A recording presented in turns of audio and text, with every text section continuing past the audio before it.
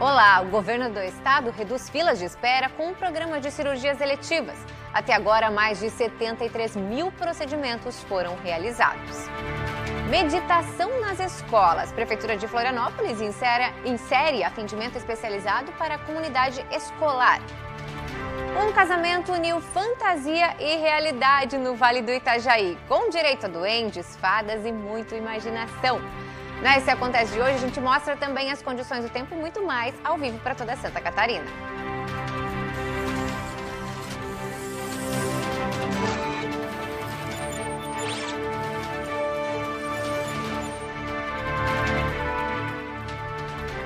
Olá, muito boa tarde para você. Hoje pela manhã, o governo do estado apresentou um panorama de como estão as cirurgias eletivas, aquelas que seriam aceleradas por uma força-tarefa. Quem vai trazer os detalhes para a gente ao vivo é a repórter Gabriela Mariotto. Boa tarde, Gabi. Já temos aí um andamento das filas de espera, como é que está a situação? Muito boa tarde, Grazi, muito boa tarde a todos que acompanham a gente hoje. Olha só, no início desse ano a gente tinha mais de 105 mil pessoas nessas filas de espera e agora, nos dados do dia 10, da última sexta-feira, a gente está em 56 mil pessoas na fila de espera. O que também diminuiu foi o número de consultas cirúrgicas, foi de 117 para 33 mil. E uma das ações do governo que ajudou a diminuir a fila de espera foi ampliar, habilitar mais hospitais e mais profissionais em todo o estado para realizar esses procedimentos. Isso diminui a distância que tem que ser percorrida pelos pacientes e também diminui o tempo de espera. Mas cerca de 30% dos pacientes que tiveram as suas cirurgias marcadas nesse período não compareceram. A legislação atual aqui do estado permite até 3 faltas, mas a Secretaria de Estado quer diminuir para apenas uma falta sem justificativa para assim poder abrir mais espaço para outras pessoas. A Secretaria também apresentou um balanço sobre algumas doenças que atingiram o estado durante esse primeiro semestre, Então, uma das doenças que mais atingiu o estado foi a dengue. Os principais municípios atingidos foram Joinville e Florianópolis. Outros dados que chamaram a atenção foram sobre os casos de síndrome respiratória aguda grave. A secretária de Estado da Saúde, Carmen Zanotto, afirmou que, neste caso, a baixa cobertura vacinal causou esse aumento das doenças. Apenas 57% dos idosos e 43% das crianças foram vacinados contra a gripe. Então, para evitar um colapso no sistema de saúde, o número de leitos de UTI foi ampliado aqui no estado.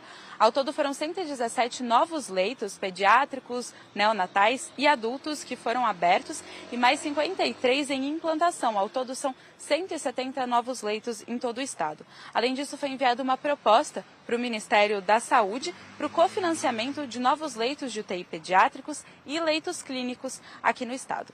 Grazi, a gente volta com você. Muito bem, Gabriela. Obrigada pelas atualizações. E que bom que está funcionando, Bom, mudamos de assunto porque agora é hora das condições do tempo aqui no Esse Acontece.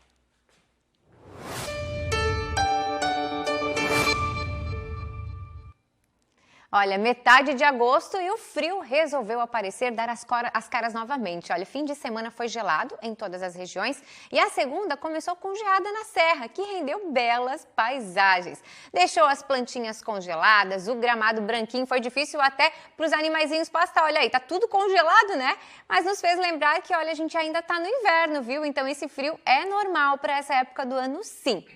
E depois de um amanhecer gelado assim, com mínimas bem baixas na serra, que ficou até perto do 0 grau, a gente terá uma segunda ensolarada com poucas nuvens. As máximas não sobem muito, ficam na casa dos 20 a 23 graus em boa parte do estado. E na região litoral a gente pode ter uma chuvinha fraca por conta da circulação marítima, mas isso lá para o fim do dia. Já amanhã, terça-feira, promete ser semelhante ao dia de hoje. O sol vai predominar com poucas nuvens em algumas cidades. No oeste, por exemplo, em Chapecó, dia bem ensolarado, com mínimas, de 11 graus e máximas de 26. Em Urupema, na Serra, devemos ter mínimas de 8 e máximas de 21. Em Criciúma, lá no sul, também mínimas de 11 e máximas um pouco maiores, mais amplas, 26 graus. Já na Grande Florianópolis, o sol amanhã deve ser entre nuvens, viu? As mínimas para a capital fica de 15 graus e a máxima de 22. Em Joinville, mínima de 12 e máxima de 23. Em Blumenau, mínima de 12 e máxima de 24 graus. Ao longo da semana a gente vai atualizando vocês sobre as condições do tempo, mas deve ficar bom até o fim da semana, viu? Olha só, gente, vou contar uma história para vocês, porque um casamento uniu fantasia e realidade no Vale do Itajaí. Apaixonados pela cultura nerd, os noivos determinaram o traje obrigatório.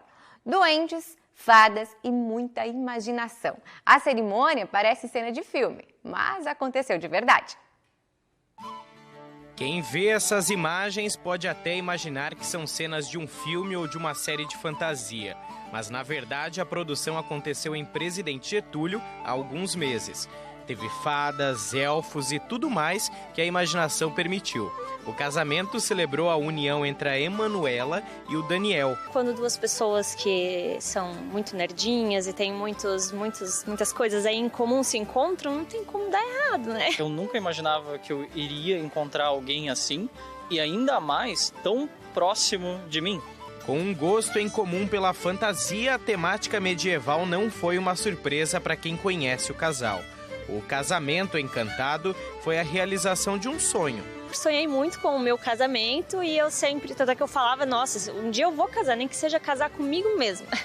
E aí, então, eu sempre tinha já esse sonho, assim, mas quando eu conheci o Dani, foi unir o útil ao agradável, porque a gente tinha muito essa paixão pela fantasia e de não deixar essa fantasia morrer, mesmo que algumas pessoas acham que é meio infantil e tudo mais, mas a gente leva isso como um jeito de ver a vida. Apesar de ter algumas inspirações em tradições Wicca e celtas, o casamento teve uma cerimônia que foi inteiramente personalizada e escrita pelos próprios noivos. Foi uma cerimônia única, na verdade. A gente até pesquisou algumas cerimônias, por exemplo, de casamento Wicca, casamento celta, cerimônias mais tradicionais para a gente se inspirar, mas aí a gente pegou tudo que a gente gostava em cada uma e a gente montou a nossa. Os cerca de 50 convidados da festa mergulharam na fantasia e abraçaram a ideia desse mundo mágico. O traje era obrigatório.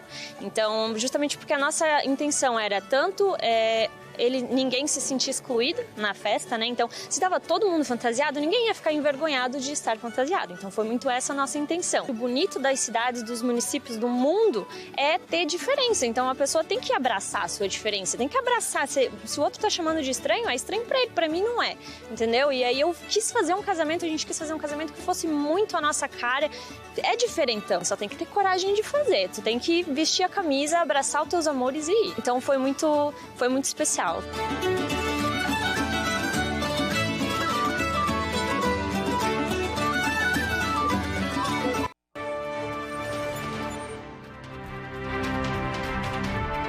Estamos de volta para falar do Prêmio Band Cidades Excelentes, que apresenta as boas práticas na gestão pública. É hora de conhecermos mais um município que foi destaque na edição de 2022.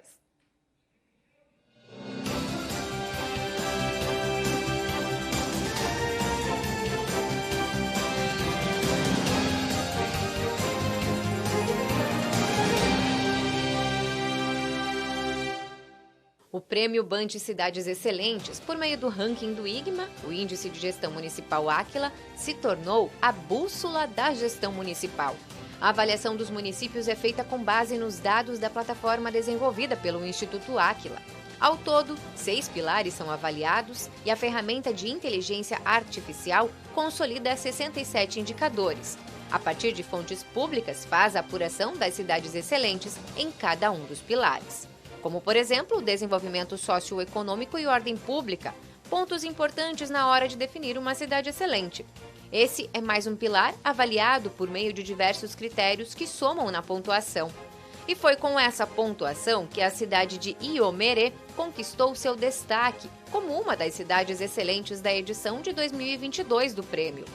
Localizada na região do meio-oeste catarinense, Iomerê se destaca pelas belas paisagens da natureza. Uma cidade aconchegante com povo acolhedor. Tem uma economia diversificada, com agropecuária, indústria e serviços, o que enche de orgulho os cerca de 3.000 habitantes. Também é motivo de satisfação para a administração pública local. Lucy Peretti, prefeita do município de Iomerê, em nome de todos os iomerenses, eu venho hoje expressar a minha gratidão pelo prêmio Band Cidades Excelentes, recebido no ano de 2022, na categoria Desenvolvimento Socioeconômico e Ordem Pública. Este reconhecimento demonstra que todo o esforço feito em prol da nossa população está sendo valorizado. Estamos extremamente orgulhosos em saber que Iomerê se tornou uma referência para outros municípios, um exemplo de desenvolvimento e progresso. Assim como o Iomerê, todas as cidades podem fazer parte do Prêmio Band Cidades Excelentes. Os municípios do Brasil são automaticamente inscritos conforme a segmentação populacional. Os gestores públicos também podem submeter projetos qualitativos que garantem a melhoria da infraestrutura da cidade e da qualidade de vida dos cidadãos. A inscrição deve obedecer aos prazos estipulados no regulamento. Isso ajuda a alavancar as notas. E você, tem acompanhado a gestão pública da cidade onde mora?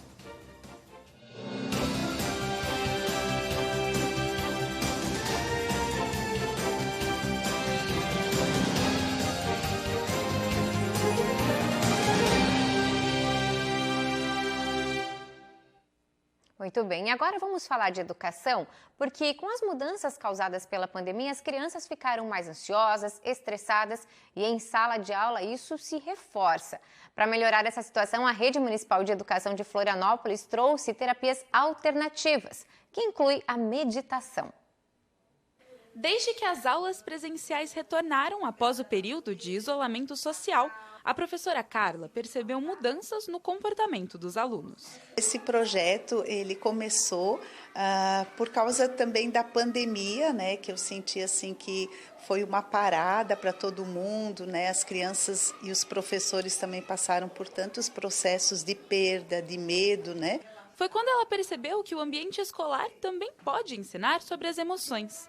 Ela propôs à Secretaria Municipal de Educação de Florianópolis a criação de um projeto que atendesse às demandas dos alunos. Difícil em escola pública ter um espaço assim, tanto é que a gente usa aqui um banheiro, né, que é um banheiro que está desativado, mas que a gente sempre consegue, né, quando a gente quer alguma coisa, as coisas acontecem.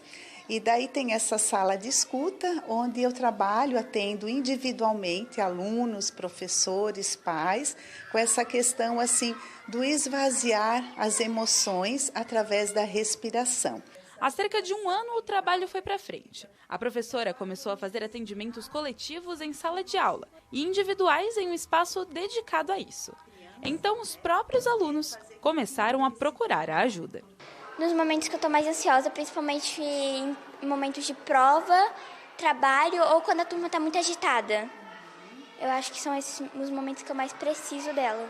Quando eu fico nervosa, eu respondo bem fundo e vejo as pessoas que são importantes. Eu imagino que eu estou em outro lugar. Uma vez por semana, as salas de aula param por 10 minutos. É o momento de meditar. Através da respiração, os alunos relaxam. E todo esse trabalho tem ajudado estudantes e professores a lidarem melhor com as suas emoções. Melhorou, eu consigo me sentir mais calma, assim, mais equilibrada. Quando a gente está na correria da sala de aula, assim, essa loucura, e criança gritando, respira, calma, pensa que ainda é segunda-feira, vai dar tudo certo. Quando eu fico muito ansiosa, eu aprendi também que a gente fica com a respiração mais curta. Então sempre que eu começo a ficar ansiosa, eu já começo a respirar mais fundo para começar a me acalmar. Muito interessante, hein? Que bacana, um exemplo a ser seguido aí. A gente vai ficando por aqui. Amanhã, ao 12h45, estamos de volta com o seu SC Acontece. Até lá!